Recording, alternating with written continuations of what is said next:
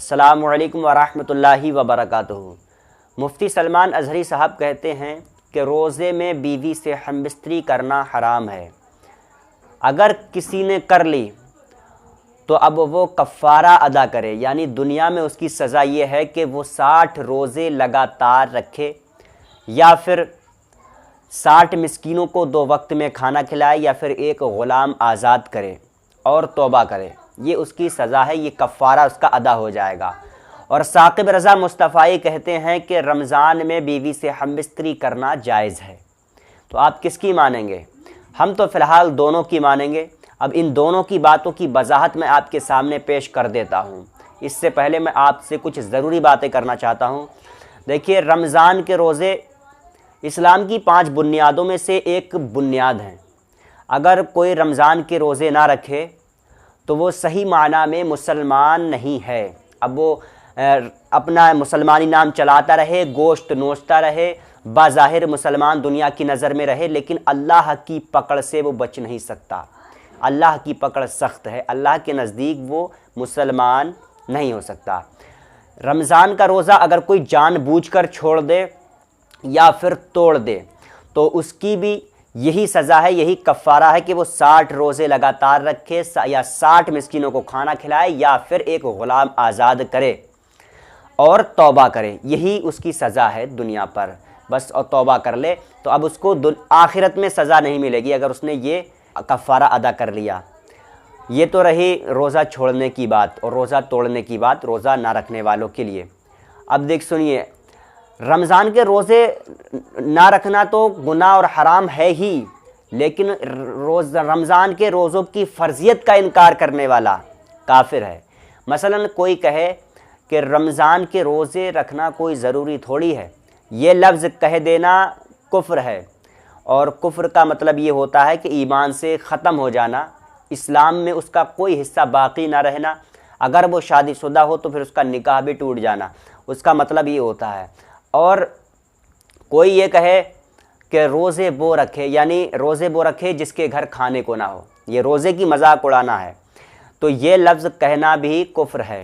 اگر کوئی کہے کہ نماز پڑھنے گئے تھے روزے گلے لگ گئے، یہ سارے الفاظ کفریہ ہیں۔ کفریہ بولنے سے انسان کا ایمان ختم ہو جاتا ہے، پورا دل کھوکھلا ہو جاتا ہے، ایمان ختم، اس کا کوئی اسلام میں حصہ باقی نہیں رہا۔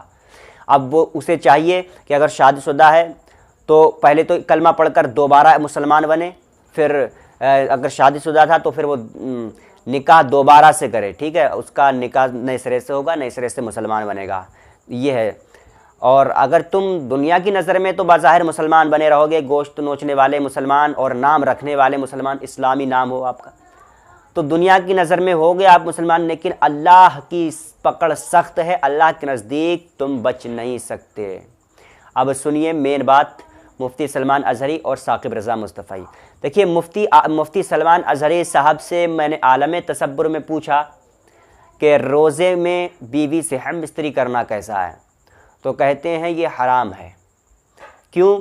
کیونکہ رسول پاک صلی اللہ تعالیٰ علیہ وآلہ وسلم کے زمانے میں ایک صحابی آئے، یا رسول اللہ میں نے روزے کی حالت میں بیوی سے ہم بستری کر لی، تو اللہ کے رسول نے ارشاد فرمایا کہ اب تمہاری دنیا پہ سزا یہ ہے کہ تم 60 روزے لگاتار رکھو، یا پھر ایک غلام آزاد کرو، یا پھر 60 مسکینوں کا 2 وقت میں 60 مسکینوں کو کھانا کھلاؤ اور توبہ کرو، یہ تمہاری سزا ہے، یہ کفارہ ادا کرو اب۔ تو اس لیے مفتی سلمان ازہری حرام فرماتے ہیں۔ اب جو ثاقب رضا مصطفی کہتے ہیں کہ رمضان میں بیوی سے ہم بستری کرنا جائز ہے، تو بات کو آپ سمجھیے، بیوی سے رمضان میں ہم بستری کرنا جائز ہے۔ رمضان مہینے کا نام ہے، روزے کا نام نہیں ہے۔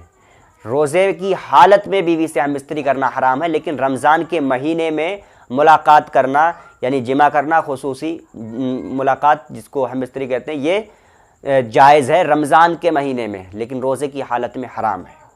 تو اب میرا مقصد بتانے کا یہ ہے کہ بہت سے مسائل ایسے ہوتے ہیں، ایسی باتیں ہوتی ہیں جو سمجھنے والے کی سمجھ میں نہیں آتی، جس کی وجہ سے وہ غلط کہہ دیتا ہے علماء کو۔ جیسے کہ مجھ جیسا نکما سمجھ نہ پائے اور میں کہوں ارے مفتی سلمان ازہری تو یہ بتا رہے تھے اور ثاقب رضا مصطفی یہ بتا رہے تھے، تو الگ الگ انہوں نے اپنے انداز میں بتایا۔ بات کو ہمیں سمجھنے کی صلاحیت ہونی چاہیے۔